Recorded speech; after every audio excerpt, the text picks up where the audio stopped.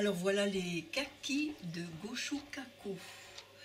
Ce sont des représentations d'un arbre qui se trouvait face à l'ermitage où nous avons vécu et médité pendant 10 jours. Il y avait cet arbre extraordinaire qui n'avait plus de feuilles, qui avait seulement ces magnifiques fruits et qui symbolisait à travers le vert et le silence de la montagne la vie toujours à l'œuvre et toujours donnée et généreuse à l'infini. L'entrée des auberges traditionnelles devant lesquelles il y a des petits tissus accrochés après un bambou avec une écriture qu'on appelle les Noren. Le mont Daisen, cette montagne pour moi avait la même force, la même puissance que le mont Fuji. Voilà pourquoi je l'ai représenté comme une image du zen et de la méditation. Cette montagne solide, silencieuse et stable, assise et qui ne bouge pas.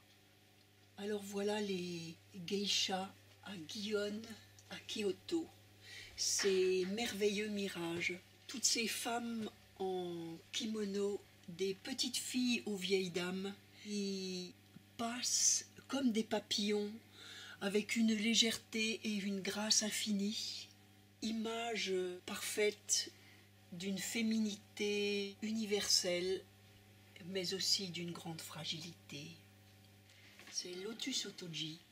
Ce voyage s'est fait à l'automne 2013.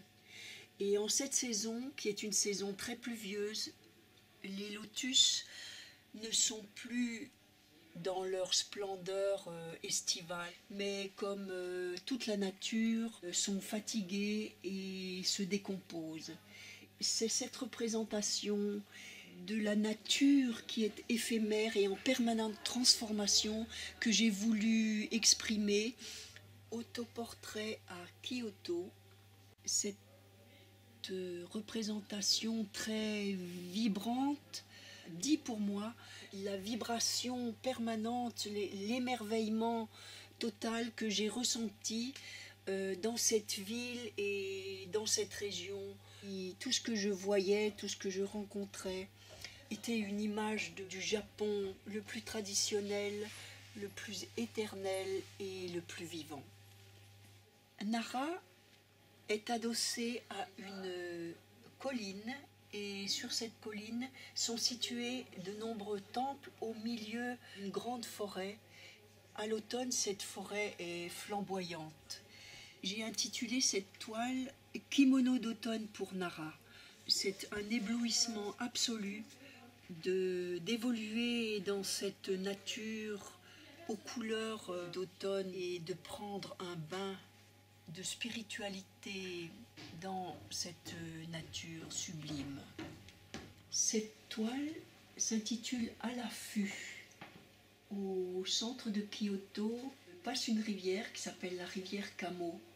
Et lorsque nous avons longé cette rivière, toutes les retenues d'eau étaient pleines d'écume et de bouillonnement. Et au milieu de cette écume et de ce bouillonnement était un héron tout blanc, très immobile, parfaitement à l'affût, justement, à l'écoute, dans une attention éveillée. Et pour moi, il représentait la posture de la méditation du zen, cette attitude d'immobilité ouverte, attentive, cette vigilance éveillée et parfaitement tranquille et silencieuse.